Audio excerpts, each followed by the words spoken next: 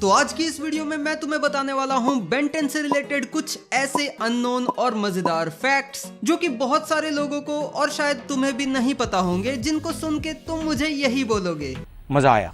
और एंड में मैंने एक बोनस फैक्ट भी बताया है, तो इसलिए उसे मिस नहीं करना चाहते तो वीडियो को एंड तक जरूर देखना। एनीवेज, तो अब अपनी मेन वीडियो को शुरू करते हैं हमारे फैक्ट नंबर 1 के साथ। Fact number 1, Ben 10 alien force और अल्टीमेट एलियन में हमने देखा था कि जो प्लम्बर्स के बैजेस थे वो ओमनिट्रिक्स के सिंबल की तरह दिखाई देते थे, यानी कि जैसा ओमनिट्रिक्स का सिंबल होता था ना, ग्रीन आवर ग्लास वाला, same to same plumber badge भी वैसा ही दिखाई देता था। लेकिन ओमनिवर्स में इसे बिल्कुल ही बदल दिया गया। बेन 10 ओमनिवर्स में प्लम्बर्स के बैजेस कुछ इस तरह से दिखाई देते थे और इसे चेंज करने का रीजन ये था कि बेन 10 ओमनिवर्स के क्रू के हिसाब से इस चीज का कोई भी सेंस नहीं बन रहा था कि क्यों प्लम्बर्स के बैजेस ओमनिट्रिक्स की तरह दिखे। मतलब हाँ ठीक है, गैलेक्टिक पीस का सिंबल है, लेकिन जब क्लासिक सीरीज में पहले ही उनके बैज को एक रेड डॉट की तरह दिखाया जा चुका है, तो उसे एलियन फोर्स और अल्टीमेट एलियन में बेन के ओमनिट्रिक्स के जैसा दिखाने की क्या जरूरत है।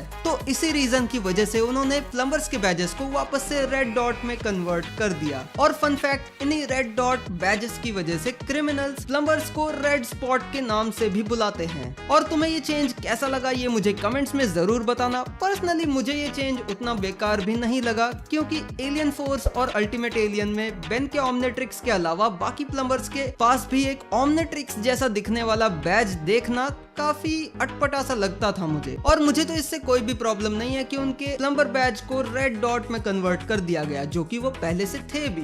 फैक्ट नंबर 2, क्या तुम्हें ये पता है कि रायन रेसिक द थर्ड यानी कि रायनी बेन को बेन टेनिसन नाम से क्यों बुलाता था? क्योंकि बेन का नाम तो नॉर्मल सिर्फ एक बार बेन टेनिसन है ना, तो फिर रायनी बेन को बेन टेनिसन क्यों बुलाता था? वेल, इसका रीजन ये है कि रायनी को ये नहीं पता था कि ह्यूमंस आपस में कैसे बातचीत करते हैं, कैसे अपना इंट्रोडक्शन करते हैं। तो इसलिए जब बेन रायनी को अपना नाम बताता है तो बेन बोलता है My name is Ben Tennyson.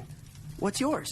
तो यहाँ पे बेन ने अपना नाम ऐसे ही कैजुअली बताया था उसे, लेकिन रायन रेसिक थर्ड यानी कि रायनी को ये समझ में नहीं आया कि बेन अपना नाम बता रहा था बेन टेनिसन, ना कि बेन टेनिसन। तो इसलिए उसने ये पूरा ही जोड़ के उसे लगा होगा कि इसका नाम है बेन टेनिसन, इसलिए वो इसे इसी नाम से बुलाता था।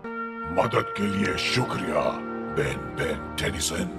और बेन ने भी उसे करेक्ट नहीं किया क्योंकि उसे जरूरी नहीं लगा। और ये एक रेफरेंस है the hitchhiker's guide to the galaxy का, जो कि पता नहीं शायद एक नॉवल है या मूवी है, जिसमें आर्थर डेंट नाम का एक कैरेक्टर है जो कि स्लार्टी बार्ट फास्ट नाम के कैरेक्टर को भी अपना इंट्रोडक्शन कुछ इसी तरह से देता है। फैक्ट नंबर 3, क्लासिक सीरीज में डॉक्टर एनिमो की सभी आउटफिट्स को अगर तुम ध्यान से देखोगे तो तुम नोटिस करोगे कि वो सभी थोड़ी किसी न किसी एनिमल से सिमिलर दिखती हैं। जैसे डॉक्टर एनिमो का ये वाला डाइवर सूट एक तरह से थोड़ा क्रैब से सिमिलर दिखाई देता है। बेन 10 ओमनिवर्स में तो इसने पूरा का पूरा एंट वाला सूट ही बना के पहन लिया था, और क्लासिक सीरीज में इसने ऐसा सूट भी पहना हुआ है जो कि थोड़ा गोरिल्ला के जैसा दिखता है। और goodbye and good riddance वाले एपिसोड में हमने डॉक्टर एनिमो को ऐसे गोरिल्ला वाले मैक सूट में भी देखा था, और Ben 10 protector of the Earth game के अंदर भी हमने ऐसा ही कुछ सिमिलर गोरिल्ला वाला मैक सूट डॉक्टर एनिमो को पहने हुए देखा था। और फ्यूचर वाले डॉक्टर एनिमो के पास भी हमें एक गोरिल्ला वाली बॉडी देखने को मिलती है। लगता है डॉक्टर एनिमो को गोरिल्ला कुछ ज्यादा ही पसंद है। फैक्ट नंबर 4, जैसा कि तुम जानते हो कि बेन 10 एक एनिमेटेड शो है, यानी कि उसके हर एक फ्रेम को एनिमेट कर के बनाया जाता है, और हर एक एपिसोड को बनाने में बहुत मेहनत लगती है, बहुत ज्यादा प्री प्रोडक्शन लगता है। उससे पहले बहुत सारी चीजें होती हैं, वॉइसिंग, प्री विजुअलाइजेशन, और उसी में से एक पार्ट होता है स्टोरी बोर्ड्स का। वो एपिसोड्स का एक रफ स्केच होता है कि एपिसोड्स में होगा क्या, रफली ड्रॉ करके इमेजिन किया जाता है, और फिर उसके बेसिस पे पूरा एपिसोड बनता है, जिसका एग्जांपल अभी तुम स्क्रीन पे देख सकते हो कि कैसे स्टोरी बोर्ड से एपिसोड तक की जर्नी हमें देखने को मिलती है, कि कैसे इसका पहले प्री विजुअलाइजेशन हुआ, कैसे इसका स्टोरी बोर्ड दिखता था, और कैसे फिर फाइनल प्रोडक्ट यानी कि फाइनल एपिसोड दिखता है। तो उसी से रिलेटेड एक फैक्ट ये है कि कई कई बार जब एपिसोड को प्री विजुअलाइज किया जा रहा होता है, जब स्टोरी बोर्ड्स बनाए जा रहे होते हैं, तब कैरेक्टर्स के कैरेक्टर डिजाइन्स तक फाइनलाइज नहीं होते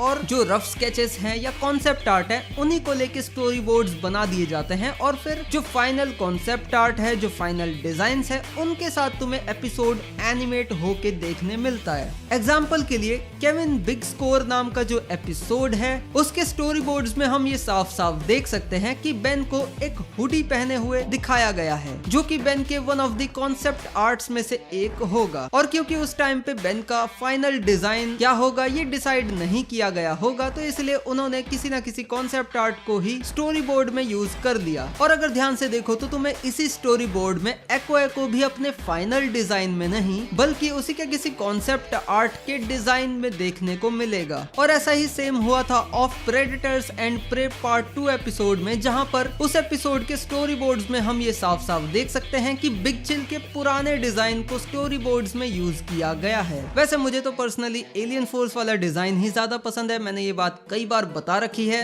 और यहाँ स्टोरी बोर्ड में जब एलियन फोर्स वाला डिजाइन दिखाई दिया था तो फिर चेंज करने की जरूरत ही क्या थी, वो कितना अच्छा फिट हो रहा था यहाँ पे। लेकिन मुझे आपको फैक्ट के रूप में बस यही चीज बतानी थी कि स्टोरी बोर्ड्स में या फिर प्री विजुअलाइजेशन में पुराने कॉन्सेप्ट आर्ट्स को जो यूज नहीं हो पाए हैं उन्हें यूज किया जाता है और फाइनल प्रोडक्ट आते आते काफी सारी चीजें बदल भी जाती है, जैसा कि हमने यहाँ पे देखा ही। और वैसे बेन 10 के कॉन्सेप्ट आर्ट्स देखने में मुझे काफी मजा आता है और अगर आप चाहो तो मैं इन पे एक डेडिकेटेड वीडियो भी बना सकता हूँ इनके बारे में डिस्कशन करते हुए, जहाँ पे हम काफी सारे बेन 10 के कॉन्सेप्ट आर्ट्स के ऊपर बात करेंगे। तो अगर आप वो वीडियो देखना चाहते हो तो इस वीडियो पे ज्यादा नहीं, बस 5000 लाइक्स करवा देना एंड वो वीडियो आ जाएगी। पर फिलहाल के लिए फैक्ट नंबर 5, बेन 10 क्लासिक में हमें नल वर्ल्ड से इंट्रोड्यूस कराया गया था जो कि एक तरह से एक अल्टरनेट डायमेंशन था जहां पे दुनिया भर के क्रिमिनल्स को सजा देने के लिए भेजा जाता था, यानी कि एक तरह से इंटरगैलेक्टिक जेल थी वो। लेकिन क्या आपको पता है कि नल वर्ल्ड को बनाने का आइडिया कहां से आया था, उसे बनाने की इंस्पिरेशन कहां से मिली थी? नल वर्ल्ड असल में इंस्पायर्ड है सुपरमैन और डीसी कॉमिक्स के फैंटम जोन से। और फैंटम जोन भी एक तरह से नल वर्ल्ड की तरह ही काम करता है जहां पे कई सारे क्रिमिनल्स को भेजा जाता है। लेकिन फैंटम जोन नल वर्ल्ड से काफी ज्यादा डिफरेंट भी है क्योंकि नल वर्ल्ड में कोई भी जा सकता है, उसे कुछ भी नहीं होगा। नल वर्ल्ड एक तरह से बस एक पैरेलल डायमेंशन की तरह है जहाँ पे कोई भी इजीली आ जाए चला जाए, उसे ज्यादा फर्क नहीं पड़ेगा। बस वहाँ पे उसे रहने में प्रॉब्लम्स हो सकती हैं due to the inhabitants of null world. वहाँ के जो भी जीव हैं जैसे कि वल्पेमैंसर्स, दूसरे क्रिमिनल्स, नल गार्डियंस, ये सब तुम्हें जिंदा छोड़ेंगे या नहीं इसकी कोई गारंटी नहीं है। लेकिन फैंटम जोन जो है ना वो नल वर्ल्ड से बहुत बदतर है क्योंकि वहाँ पे स्पेस टाइम एग्जिस्ट नहीं करता, यानी कि तुम वहाँ पे एक तरह से इमॉर्टल हो जाओगे, वहाँ पे तुम मर नहीं सकते और एक तरह से तुम वहाँ पे घोस्ट की तरह बन जाते हो। मैं उतना डिटेल में नहीं जा रहा, लेकिन अगर तुम्हें फैंटम जोन के बारे में डिटेल में जानना है तो एक सिंपल सा गूगल सर्च कर लेना, तुम्हें सारी डिटेल्स मिल जाएंगी। और अब क्योंकि तुमने इस वीडियो को यहाँ तक देखा है तो इसीलिए तुम्हारे लिए बनता है एक बोनस फैक्ट।